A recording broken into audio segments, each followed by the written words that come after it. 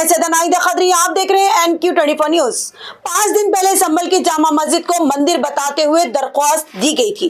Court ने 2 घंटे में फैसला सुनाया और 4 घंटे में सर्वे भी मुकम्मल हो गया था।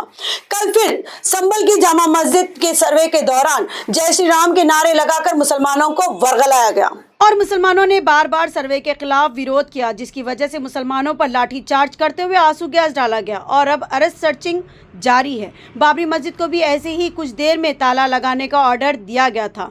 ज्ञानवापी मस्जिद के साथ भी ऐसा किया गया था। फिलहाल संभल के हालात बहुत ही खराब है। पुलिस और अवाम के बीच जो झपट हुई उसमें 4 लोग मारे गए, जिसमें से हमने 3 लोगों की तफसीलात मालूम की है। नदीम गाजी जो 34 साल के थे, मिठाई की दुकान से अपना घर चलाते थे। मोहम्मद बिलाल अंसारी 22 साल के थे जो कपड़े का कारोबार करते थे और मोहम्मद कैफ 17 साल के थे जो बाजारों में प्लास्टिक का सामान बेचा करते थे। अब सवाल ये उठता है कि इन गरीबों का मुकदमा कौन लड़ेगा।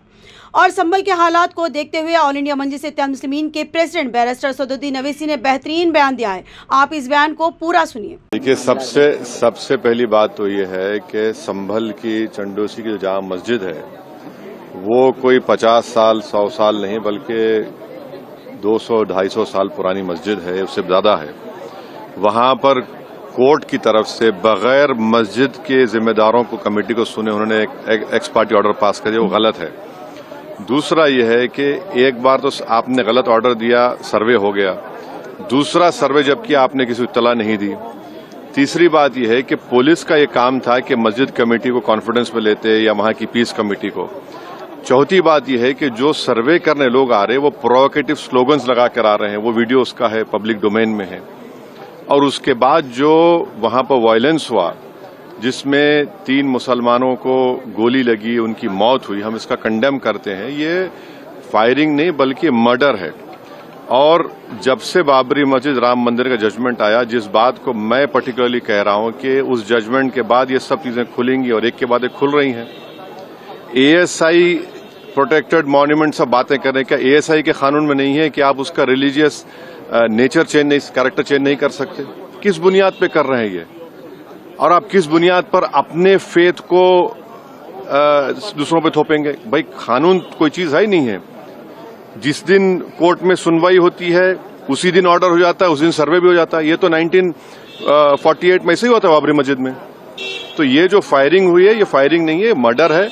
और जो भी ऑफिसर्स इन्वॉल्व है उनको सस्पेंड करना चाहिए और एक सिटिंग हाईकोर्ट जज से उसकी इंक्वायरी होनी चाहिए। ये सरासर गलत है, जुल्म हो रहा है वहां पर तो संभल में।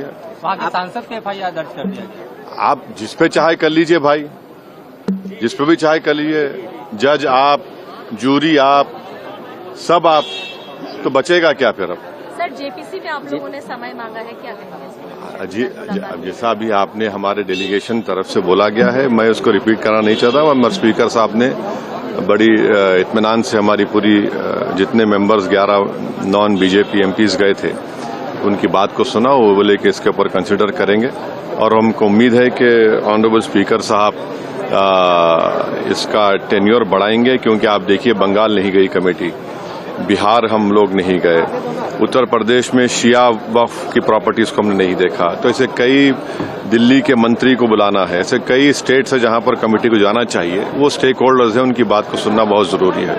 सर, वक्फ बोर्ड अमेंडमेंट बिल को लेकर आप क्या सोचते हैं? क्योंकि लगातार सरकार की तरफ से यही कहा गया कि जो मुस्लिम है, जनता है, उनके हित में है, मुसलमान जो है उनके अभी ये कानून बना नहीं।